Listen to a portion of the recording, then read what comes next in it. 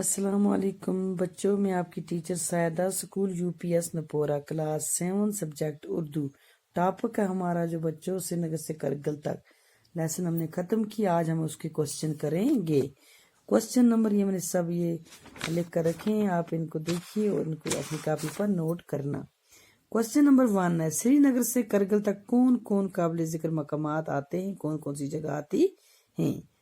اس کا جواب میں نے لکھا ہے، سری نگر سے کرگل تک جو قابل ذکر مقامات آتے ہیں وہ درجہ ذیل ہیں: گاندربل، کنگن، سونمرگ، بالتال، مٹائن، دراس اور کھربو۔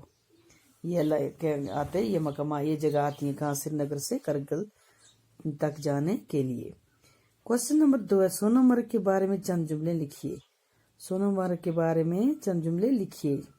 سونمرگ ایک سیاحتی مقام ہے، یہ سرسبز و شاداب وادی اونچے اونچے پہاڑوں سے گھیری ہوئی ہے۔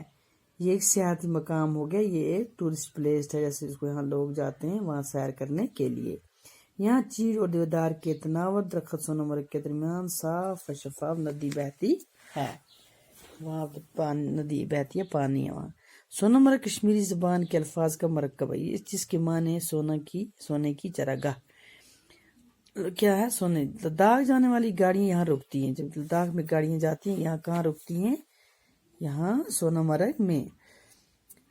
یہ افسوسناک بات ہے کہ سونمرگ کے جنگلوں کو تیزی سے کاٹا جا رہا ہے، جس سے یہاں کی آب و ہوا متاثر ہوتی ہے۔ درجہ حرارت بڑھ گیا ہے، جس سے گلیشیئر تیزی سے پگھل رہے ہیں۔ اس بات کی ضرورت ہے کہ سونمرگ میں کاٹے گئے جنگلات کی جگہ نئے درخت لگائے جائیں۔ کوسچن نمبر 3، دراس کے بارے میں آپ کیا جانتے ہیں؟ چند جملوں میں بیان کیجیے۔ جواب ہے اس کا، یہاں سردیوں کے موسم میں درجہ حرارت کیا ہوتا ہے؟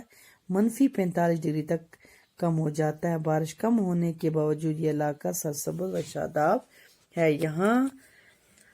اب یہاں ایسے مکان بنائے گئے ہیں جو شمسی توانائی سے سردیوں میں قدرے گرم رہتے ہیں۔ یہاں نئی طرز کی کئی فارمز بنائے گئے ہیں۔ سوال نمبر 4، کرگل کس دریا کے کنارے آباد ہے اور یہاں کون کون سے پھل اگتے ہیں؟ کرگل سورو دریا کے کنارے آباد ہے، یہاں خوبانی جیسی چھوٹے چھوٹے رسدار پھل اگتے ہیں۔ سوال نمبر 5، کرگل کے لوگوں کی طرز زندگی پر روشنی ڈالیے۔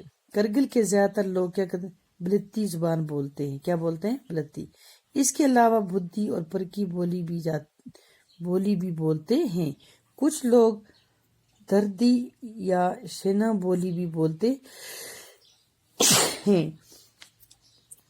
یہاں مسلمان اور بدھ لوگ رہتے ہیں۔